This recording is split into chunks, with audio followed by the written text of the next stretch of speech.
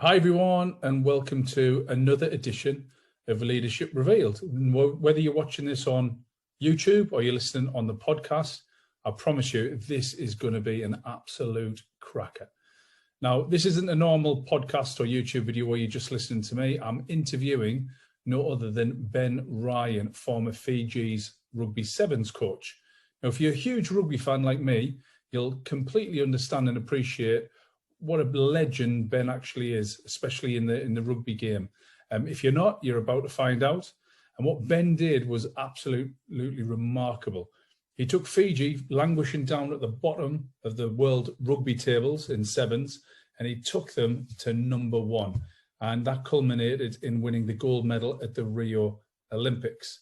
Now, in this video or podcast, Ben and I talk for a good 40 minutes, and we talk about all things leadership, how about having a common purpose and a common vision, united the guys at the Fiji Sevens team, but also he really is a massive fan of something called simple leadership. And as the name suggests, it's all about being simple as leadership. It's all about having a simple common goal, not complicating things, not coming up with all these fancy models and tables and all that sort of stuff, but just about good communication, understanding what makes people tick, what motivates people. But that common goal is absolutely fantastic. And as much as he was working out his team were working out Ben. Ben's also a massive fan of just listening, just literally just watching what goes on, not going in there too soon and trying to rock the boat and upset the apple cart. But what Ben did is he just went into the Fiji camp and he just listened and he just watched and he understood what makes people tick and what motivated them. So when it came to him putting his own stamp on the game, he got massive buy-in from the team under his simple leadership banner. So listen, watch and enjoy. This is Ben Ryan and his quest to make Fiji gold medalists at the Rio Olympics. Enjoy. Ben, thanks for joining me. How are you?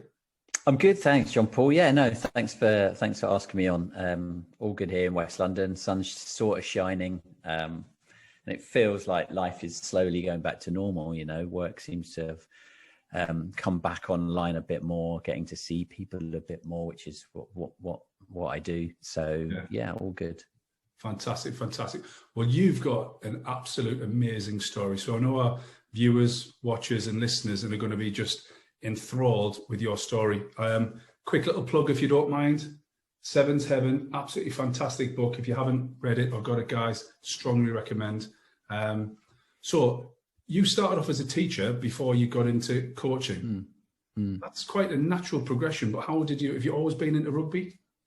How did you go from where you were to Olympic coach? Yeah, it's a good question because I think we all kind of have a number of different chapters in our careers, right? You know, over time. And for me, first it was as an athlete and a professional rugby player, and then that I did all right. I was an all right player. I wasn't like, I think I probably peaked at about under nines. I was very good at under nines like that. So I was decent then. And I did play professionally, but I had a lot of injuries.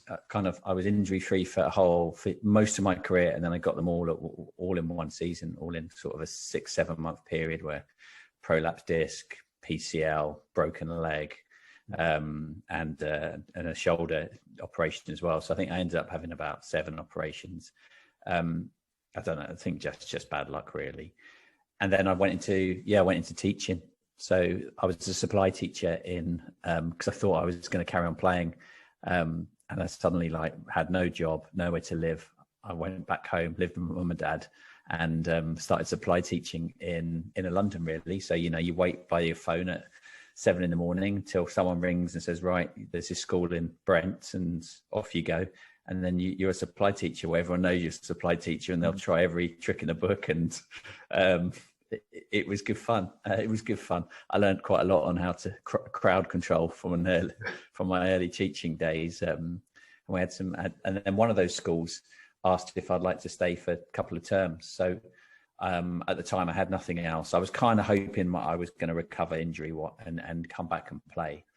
But I really enjoyed teaching. I enjoyed coaching. My first coaching job was actually in the school, was just coaching football, and then athletics. and I really enjoyed it. And then tried to come back and play, and then started coaching rugby. And then I went to the third tier. I went to Newbury Rugby Club, who at the time were kind of moving up. They were the global headquarters of Vodafone, and Vodafone were chucking money at all the sports clubs really in the town. And so I played for them. And in my first game, I got injured again. And they were paying me, and they thought, well, we've got to try and make this money stretch. So they farmed me out to a school to go and do some teaching. And then that school said, why don't you stay and have a full-time job? And I thought probably my career was only going to fizzle out. I was going to carry on playing maybe semi-pro, pro for a few years. And that I wasn't too excited about that. But teaching got me excited. So I started teaching. So I moved from, supply teaching in Brent behind the IKEA and Brent Cross to Southall, the big comprehensive, to a big boarding school where I taught Richard Branson's kids and Game of Thrones actress. I can't remember what her name is now. Amelia Clark. Amelia Clark. Yeah, I've heard that. Yeah, she's a decent netball player actually.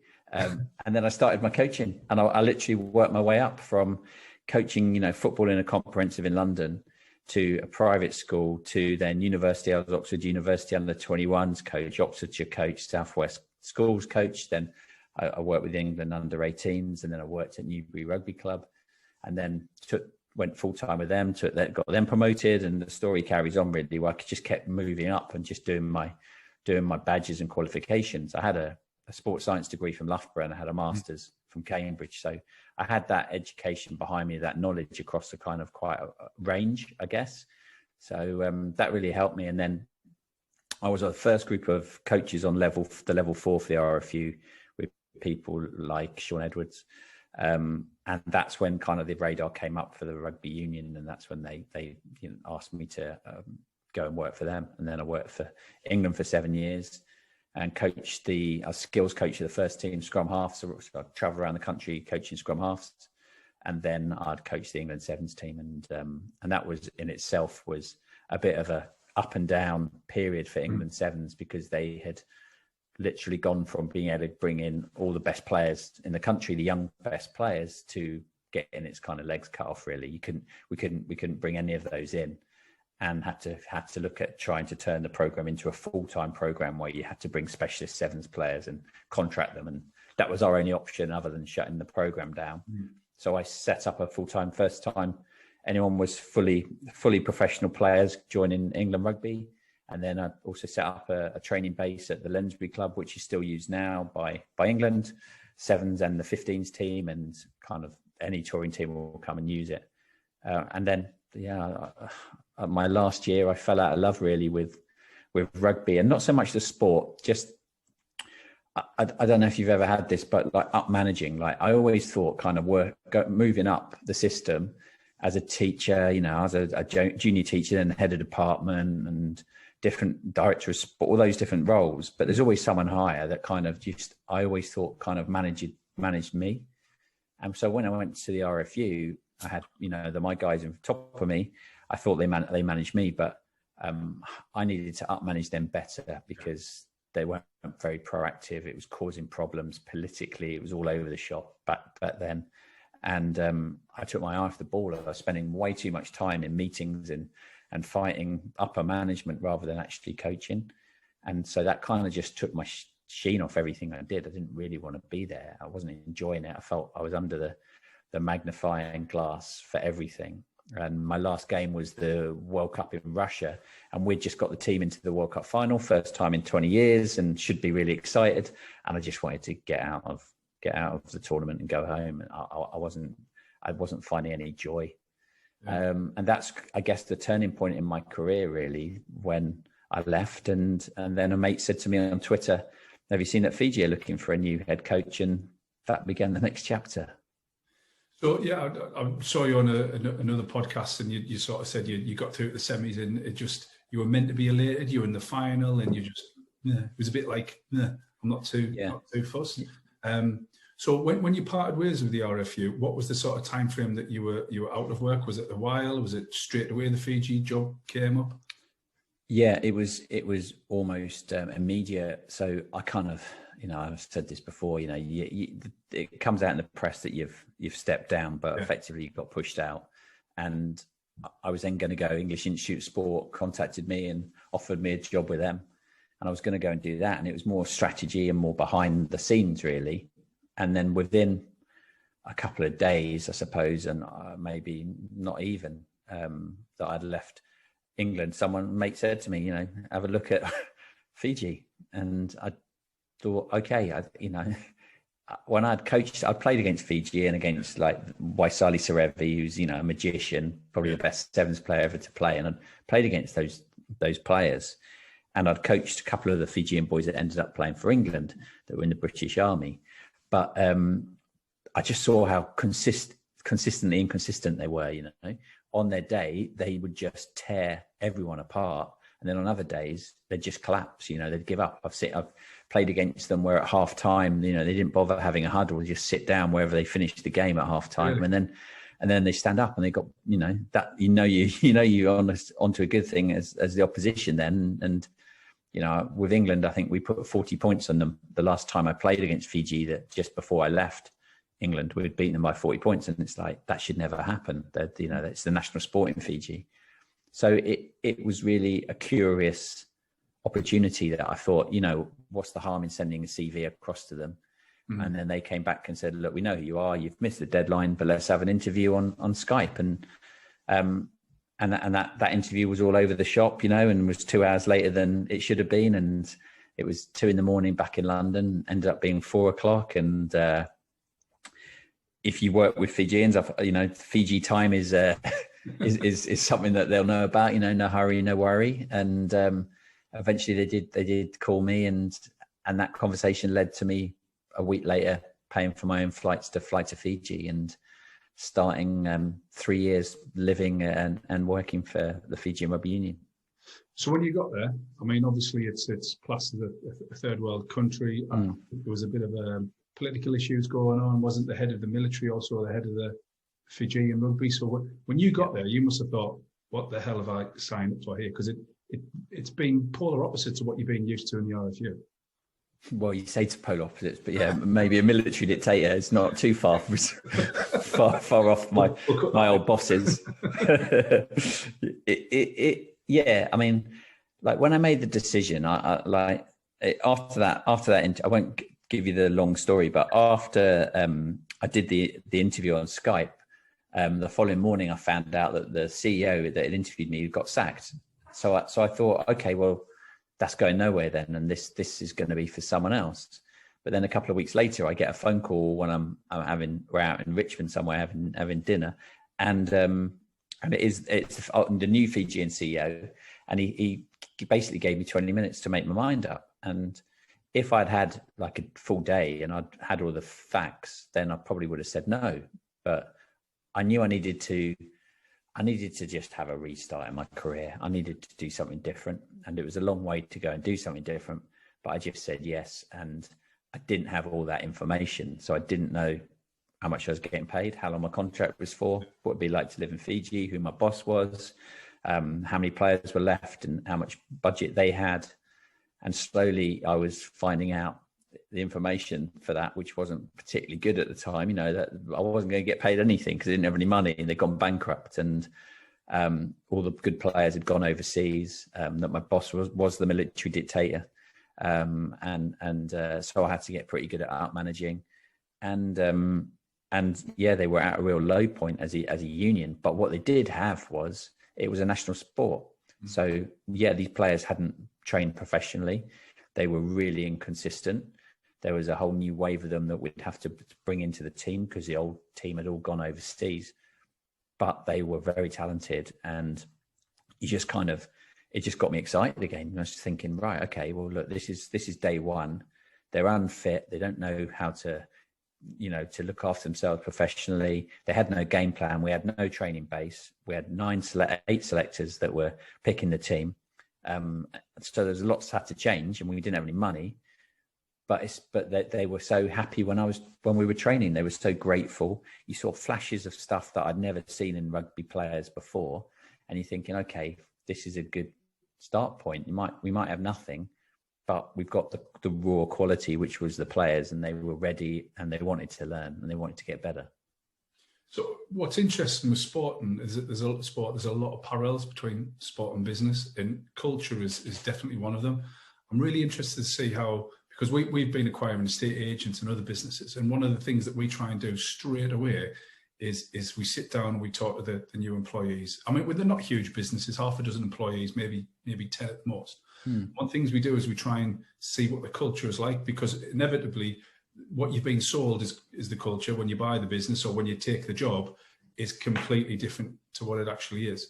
So how did you sort of change the culture? How did you find out what the culture was? Did you just sit back and listen, or did you go and put the Ben stamp on things from day one?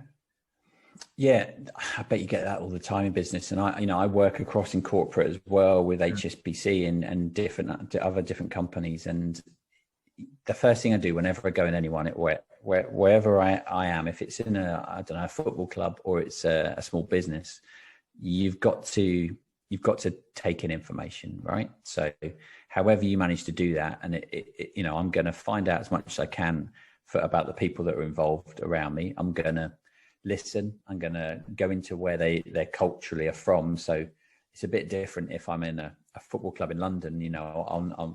I'll have an understanding a bit more of where their culture is, perhaps, particularly the club anyway.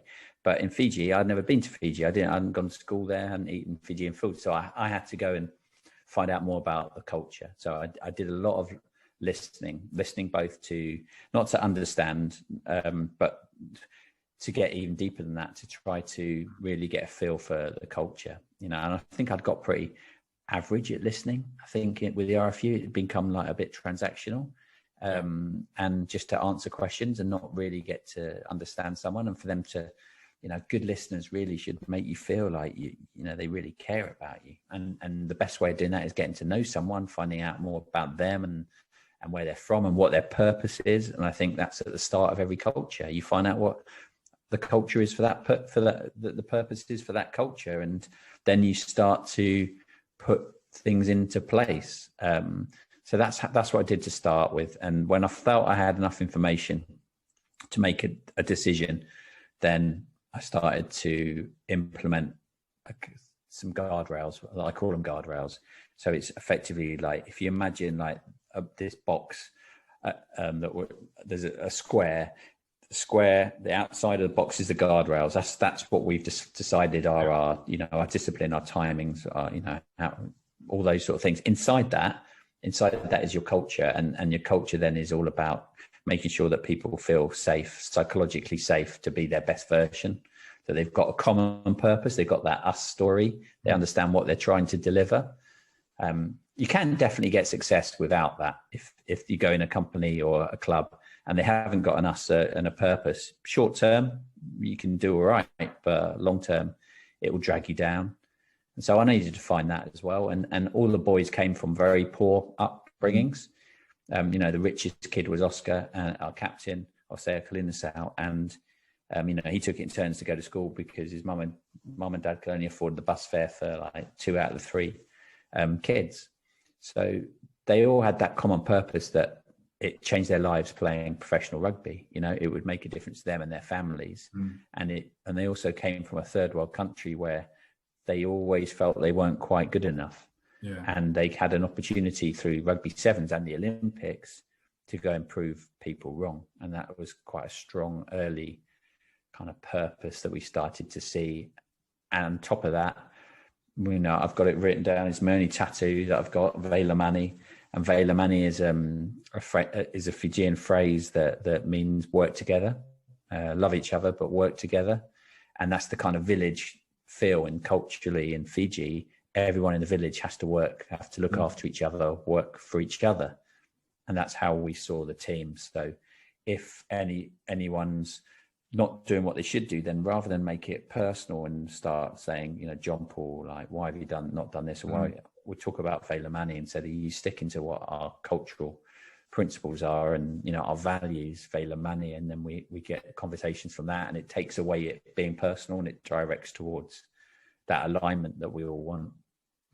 I think you talk about a story about one of the guys that had a drink the night before, and he turned up for practicing and he was spewing up, and you were going to handle it yourself, and didn't the captain say, no, we've got this, we'll handle it? And that's the cultural thing you're talking about. Yeah, I mean, we talked about this beforehand, like simple leadership, right? You know, you want to flatten the hierarchy so that ultimately that everyone feels that they've got a say and they've got some autonomy, and if you guide people through that process, then that situation you talked about, really talented player, Semi Kunatani, he went from our program, he's in a tiny little village in the mountains in Nassori, had a really hard upbringing. His mum died when he was young and got brought up by the village, really, and that village, really poor village. And he ended up being a superstar. But just as he was starting, and he went to Toulouse and then he went to Harlequins, and he's back in France. Just as he was starting that ascent, people started wanting to grab hold of his tails, and so an agent, took him out, had a few beers with him, trying to get him to sign with him. And he was not allowed to, drink in camp, and he appears late for training. And we had open training sessions, so the public are all there. They can see what's happening. Coach is there. Player turns up, obviously, probably still drunk, he's thinking of booze. It's then what to do, and that's when the players wanted to intercede and go, he's gone against what our values are. And they literally did a fitness session with him, flogged him in a way that didn't bully him. It just led him to understand how he'd let everyone down. He still had the consequence of what we'd all agreed was that if you break any of the protocols, you get dropped for the next tournament. So he got dropped for Hong Kong Sevens, which was, a massive tournament for us. And we needed him because he was our star player. And it was my first year of Hong Kong Sevens, but that was the rule. And he got dropped from that. And he learned a lot then. And then for the rest of the season, he was just on fire. He was our best player. He was probably the best player in the Olympic final 2 years later. And sometimes, you need to create cultures where you want people to feel valued and feel like they can really be safe talking to their bosses and not get a black mark against their name. But at the same time, you can't protect them from the consequences of their actions. If we've all agreed, right, this is what we need to do, and someone goes out and drinks or does something else that breaks our rules, they've got to face the consequences. And Semi did that, but also shows you that by doing that, you're actually helping him in the long term. And he ended up getting a very big contract in Toulouse that totally changed his family's life. And so I'm not sure if I'd gone, do you know what, Semi, I know you've had a few beers, just go and get a few hours sleep and I'll see you at training tomorrow. I don't know if we'd ever got the best out of him. And it's easy for coaches to do that and leaders to do that and bosses to do that because you want to be liked, right? You want everyone to like you. And you think, I do that. You're letting them down if you do that, because it's, as it's just going to end up biting you, eventually, and him, you're not going to get, or her, you're not going to get the best out of them. Totally agree. One of the things that I say is you can't be friends. You can be friendly, but you can't be friends with your team. Outside of work, you can have a beer when it's, you're not playing and whatnot, but there needs to be consequences for poor actions or inaction, because people aren't going to learn. Same way, right? Like for you as a boss, like if you're doing stuff that goes against what the guidelines are, they've got to be in a situation when they can pick you up for it as well. So if there's something you said you were going to do and you didn't do it, then they should feel safe enough to go, oh, hold on a minute, Ben. You said this was going to happen, or you said we're not drinking, and then we've just seen you down the bar having a glass of wine. It's like, what's going on? Yeah. And that's the culture that people have got to understand is going to be the difference between a good organization and a great one. Yeah, totally. It's like sort of leader-led responsibility and accountability, isn't it? So the plan was Rio.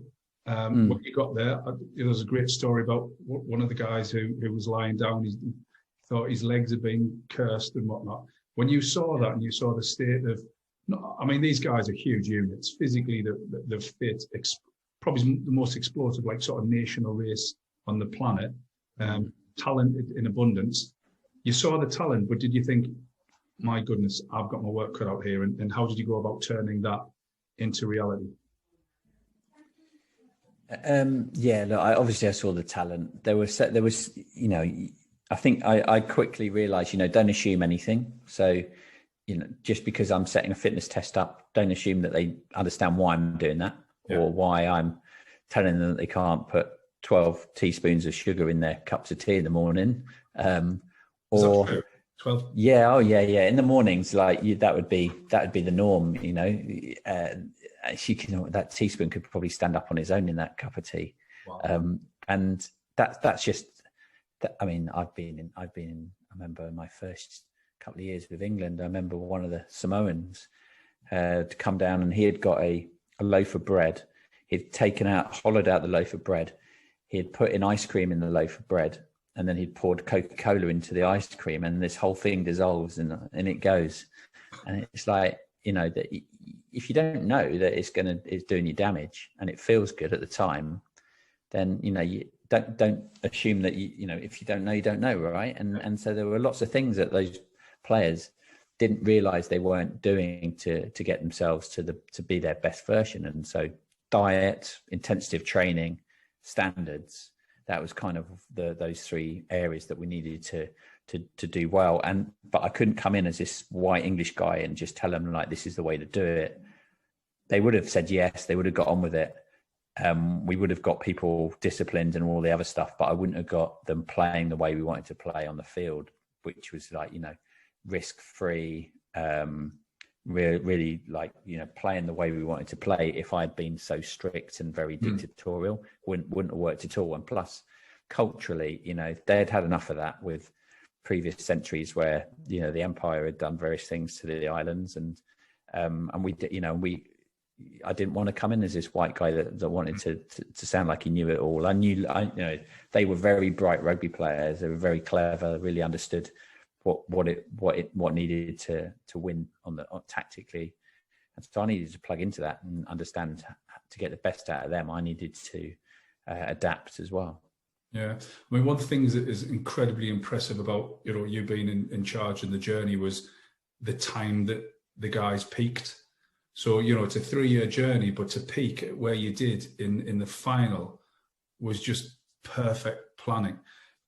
In terms of when you got to Rio, was everything absolutely meticulously planned, or did you give it a little bit of autonomy to the guys because that was their culture? Because you can't come in and say, you've got to do it by this time, because the guys have never had that before. It's a bit unusual for them.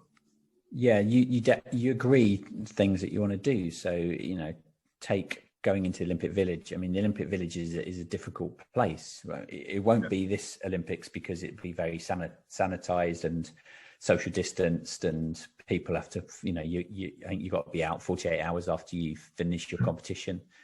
But normally it's a bit of carnage really in the village. It's like a lot of people, a lot of athletes are tourists. Their Olympics is getting to the Olympics, not getting on podiums. And so you've got this weird split of these athletes that, get knocked out very early, and then they've got 2 weeks holiday in the village where it's 24/7, pretty much anything. And so we flew in very late. We got into the village right at the last athletes before they lock it down, before the opening ceremony.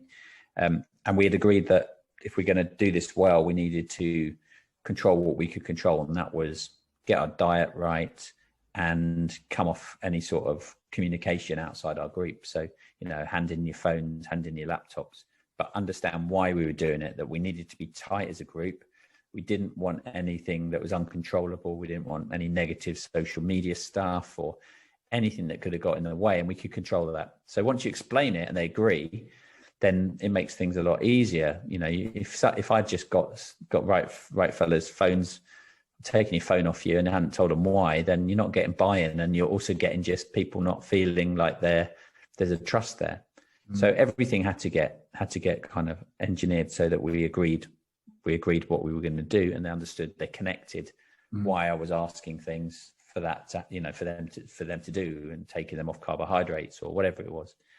And then you kind of let once you set that up and you create that alignment, then let the team run themselves. Yeah. So, I don't think I didn't have to do very much at all in those 2 or 3 days before we had our first game in the Olympics. I literally, we had breakfast, lunch and dinner together. We didn't train very much by then because we were tapering. So we weren't doing too much there. and we were just just waiting for the competition really, and just keeping everyone tight together, hanging out together. And you saw other teams starting to splinter. You saw teams, there's a lot of showboating in the Olympic Village food hall. That's where people come in and look around and see who's out and about. And, you can see everyone sometimes coming in their smart uniforms or blazers or whatever it is, and there's a bit of peacocking and all sorts. And it's easy to start to distract. And so, you do things where you're the furthest table away from everyone else. And, if you've not got your phones with you and you're not asking Usain Bolt for a selfie, and you're just getting on with it. And so the boys all understood that and said, like, after we've won, then you can let loose a little bit. But until then, and also, I guess one of the other things maybe, John Paul, is that when we talked about our goal setting, and you can get into having goals that if you're not careful, an outcome goal like winning this or winning that can distract. But at the same time, for us, we wanted a gold medal. So we talked about it incessantly for 2 years, probably. And it didn't put us under pressure. It actually if you get excited about the goal and you almost manifest it in a weird way, talk about it so much in a positive way, it didn't ever feel like it was anything other than it was going to be a gold medal. And we talked about it all the time. And we never talked about, well, what if we don't make this goal? What's going to be like when we get home? And we never had that conversation. And it obviously could have done. It's a team sport. Anything can happen. But our competence levels was really high, that it kept our confidence levels high, but our culture kept everyone in tow. No one got too big headed, and no one would run away with any thoughts that they were better than they were, or, not doing anything other than just dealing with the present. I mean, one of the things is what I think is absolutely fascinating was the fact that I think I've read somewhere that you said that if you've done your job right as a coach, you can just take a step back. And you've also said that it doesn't matter who was in front of you in the final, you were going to win. The guys were that prepared, they were that focused. The purpose was so solid together, it was impossible that you were going to lose. Yeah, those two things are important. One, as a leader, be a leader that you can still win when you're not there, and that's incredibly important in business as well, because especially at the moment with everyone being remote, right, and having to do different things, you've not got your boss peering over your shoulder or having to lead from the front. You need people that are independent, can work hard, understand what the goal is, and so your processes have to go to that. And I think that's really, really, really important. Good. So won the gold medal, absolutely ecstatic. What was the next step for you? Back to Fiji as God, so to speak? Yeah, it was actually. It wasn't far off that. I was actually on a Fijian television show this morning, and we were talking about those moments, those days afterwards on the islands, because it has had its history of not being unified. We've had coups, national disasters. It was run by the British for a long time.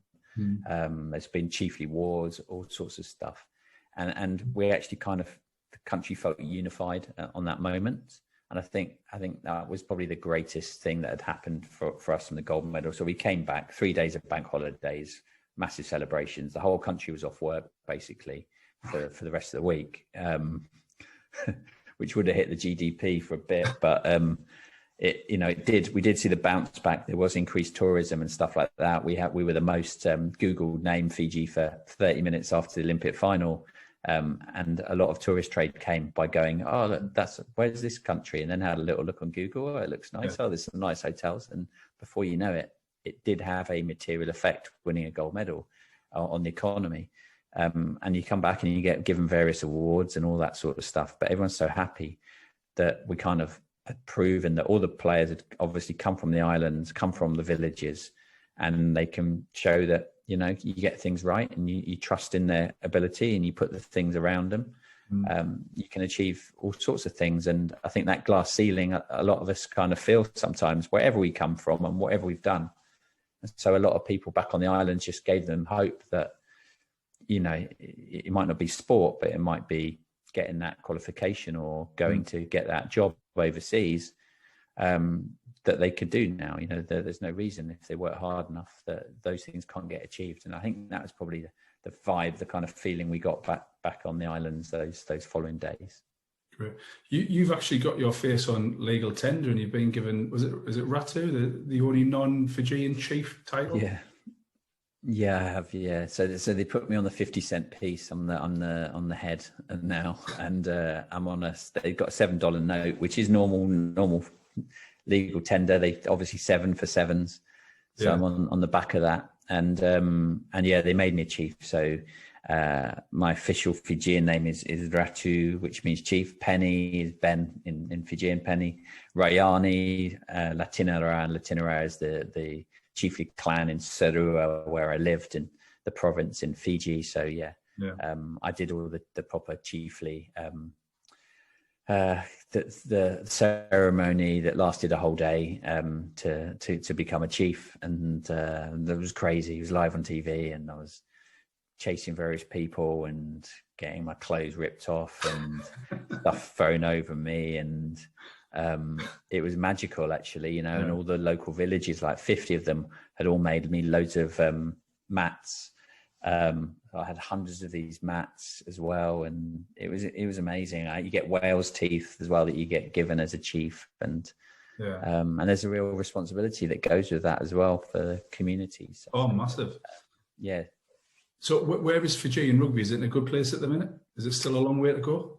Yeah, no, it's in a good place. I mean, I think for any of the Fijian teams, they just need opportunity, you know. So for the 15s team, they need opportunity to play in big competitions, play against a big team. So that's happened in the last year or so. New Zealand are playing Fiji next week. I don't think that fixture's happened. Well, New Zealand have never played Fiji in Fiji, and it's been decades, if ever, that the two teams were. They have played, I think, a long time ago. So they're getting to play each other this weekend, I think, or the weekend after, which is amazing. And Super Rugby have also given Fijian teams a chance to be in the competition. And the Sevens team are going to the Olympics again as one of the favourites. You know, they didn't win the world title, but it's been such a weird season with COVID that it was a kind of cut down title. And there's the Jerry Tuwai, who was one of our stars from 4 years ago, is captaining the team. He just got named as World Sevens Player of the Decade. And he's another kid that came from nowhere, really. So they're going to be lighting it up in Tokyo in a couple of weeks. Yeah, fantastic.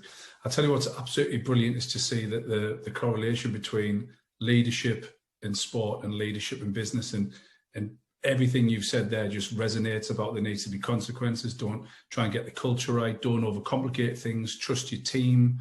Allow them to sort out the rules, those teamship things themselves. So I think it's absolutely massive. One last question, just a signature question. I think you've pretty much answered this, but what is leadership to you? To me, it's helping everyone become their best version, you know, and then I would kind of say as an expansion on that, then as a result of that, also then making that group as strong as possible and have as much psychological safety as possible. So leadership's not shouting and pointing fingers. It's the softer skills. It's getting to know people. It's being clear on, you know, creating black and white so you don't have grey in your system. It's helping people. It's being those silent guides as a leader. You know, you want to stay in the shadows and let those others in the light. And that for me what leadership is all about. And it's consistent as well. So when the pressure comes on, it's no good being the type of leader that goes, I'm all about all of this stuff. And then suddenly, you know, you're not hitting your profit margins or you're not winning enough games. And it's like, it's back to my way now. You've got to be consistent. And I think the communication piece is massive as a leader. You know, if you got to tell people exactly what the journey's on, and then you've got to make sure that they understand and join that journey. Absolutely agree. So Ben, if people want to get in touch, you've got the Ben Ryan podcast, which is coming up for a new season. So we'll put the link in the comments and on the template. Social media, Instagram. Have you got Facebook? Yeah, I'm on all of those things at the moment. Ben Ryan Sevens with a number 7 is me on Instagram, and Benjamin Ryan It's normally only my mum calls me Benjamin, but Ben Ryan was taken, so Benjamin Ryan on Twitter. And then I got my website, benryan.co.uk, and the podcast, which is a lot of fun to do, as you know. It's good fun doing podcasts and having good chats around performance and culture. Yeah, well, you learn so much and you meet some interesting people. So, guys, once again, Sevens Heaven, get it, buy it. It's absolutely fantastic read, inspirational story. Ben, just want to say thank you so much, and hope everybody enjoys it. Thanks again. Thank you very much.